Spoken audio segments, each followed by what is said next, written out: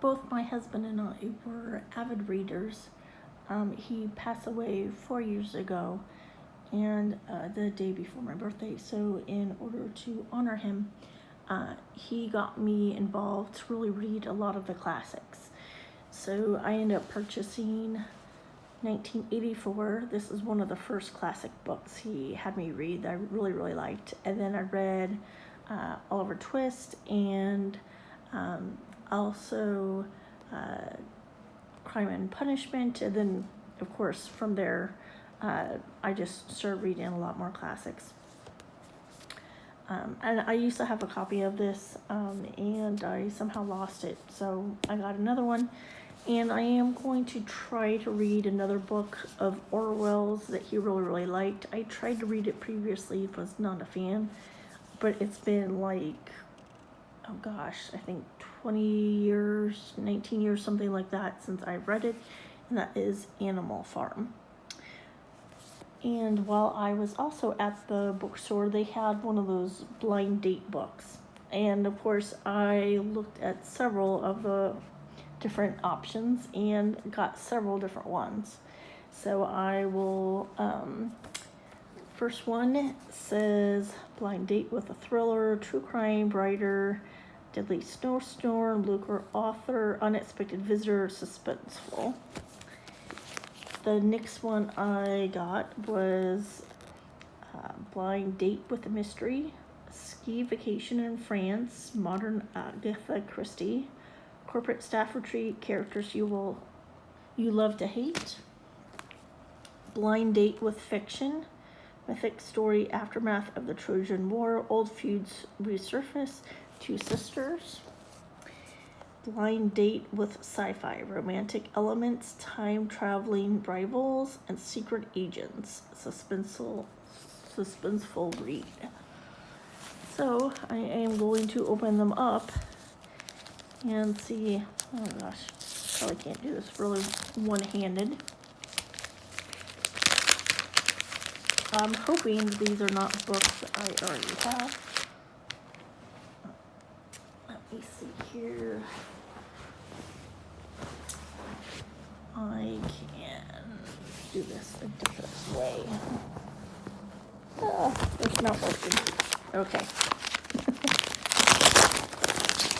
It is. And I'm hoping that these are no books that are like second book to like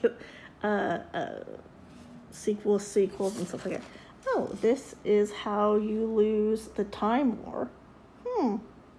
Never heard of this one. I don't think I've ever seen it. What does it say? So, in the ashes of a dying world, Red finds a letter marked "Burn Before Reading." Okay, I remember a movie that was called, I think, Burn Before Reading. It was pretty funny with Brad Pitt. But anyways, so begins an unlikely correspondence between two rival agents in a war that stretches through the vast reaches of time and space. Ooh, that sounds interesting. Red belongs to the agency of post-singularity Technotopia. Blue belongs to Garden, a single vast consciousness embedded in all organic matter. Their pasts are bloody and their futures mutually exclusive. They have nothing in common, save that they're the best and they're alone. Now what began as a battlefield boast grows into a dangerous game. One both red and blue are determined to win, because winning's what you do in war, isn't it? Tour de force calibration from two powerhouse writers that spans the whole of time and space. Ooh, that sounds really, really good. And I guess maybe these are the two authors. I don't think I've heard of either one. So the next one I'm gonna try, see what it is Blind Date with Fiction. So this one again was mythic story, aftermath of the Trojan War, old feuds resurface, and two sisters.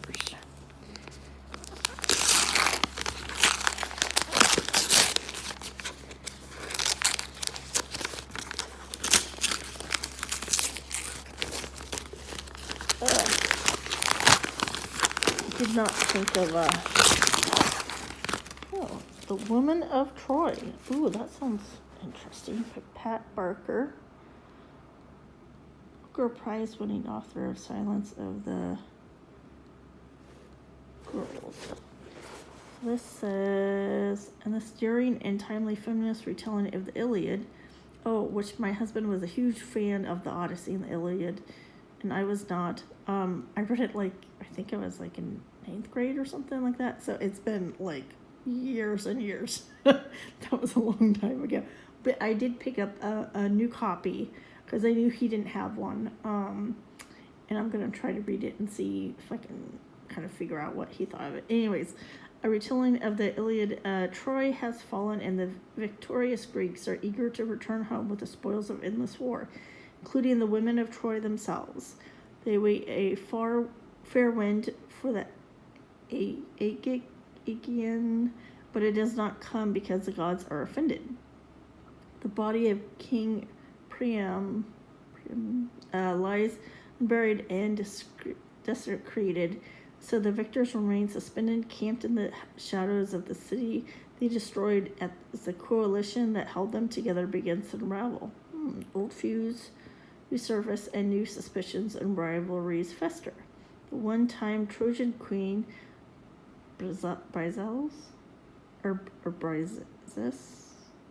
formerly Achilles' slave and now belonging to his companion Alcimus, quietly takes in these developments. She forges alliances when she can with Priam's aged wife, the defiant Kiba, with the disgraced soothsayer okay. Some of these names are hard to pronounce.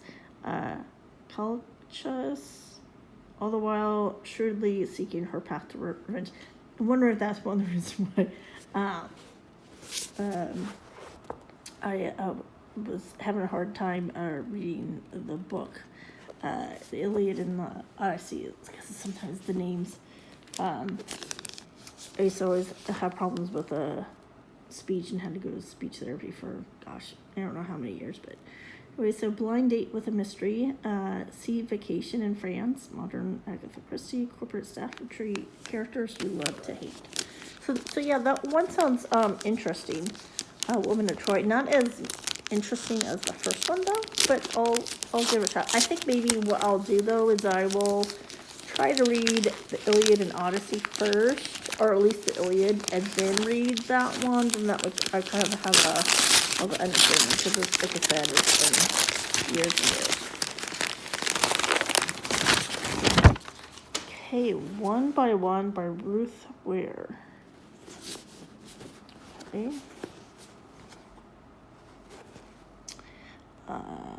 Evoking the snowy seclusion of in a dark, dark wood, the looks. Oh. Okay. Oh, is this a trilogy? Because it says 6th. No. Hopefully. Okay. Getting snowed in a luxurious rustic ski chalet high in the French Alps doesn't sound like the worst problem in the world, especially when there's a breathtaking vista, a full-service chef and a housekeeper, a cozy fire to keep you warm, and others to keep you company, unless that company happens to be 8 coworkers, each with something to gain, something to lose, and something to hide. Okay, I think I have seen this one. Is there a movie based on the Woman in Cabin 10? Or maybe I've just seen that. That sounds interesting. Hopefully. So this must be the author's other works. So the next one, Blind Date with Thriller, true crime writer, deadly snowstorm, local author, unexpected visitor, suspenseful.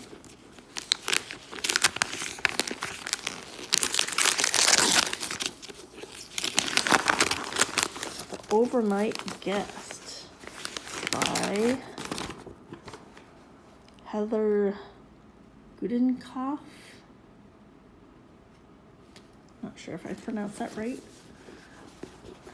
So this one Woman receives an unexpected visitor during a deadly snowstorm in this chilling thriller.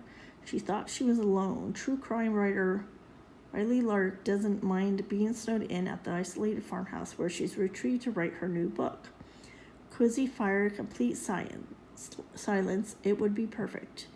If not for the fact that decades earlier at this very house, 2 people were murdered in cold blood and a girl disappeared without a trace. My first question is she aware of that info and still there? Or is she not aware of that? And it's going to be like, oh no.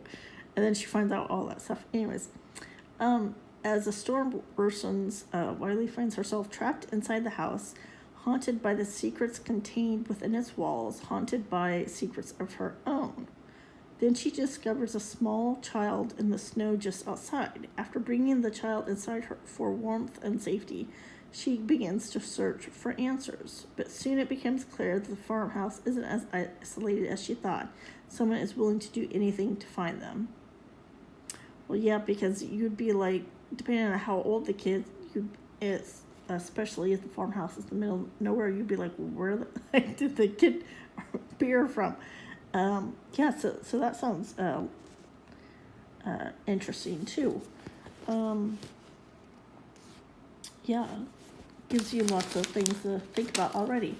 So have any of you read any of these books? Did you like them? Have you heard of them? Let me know.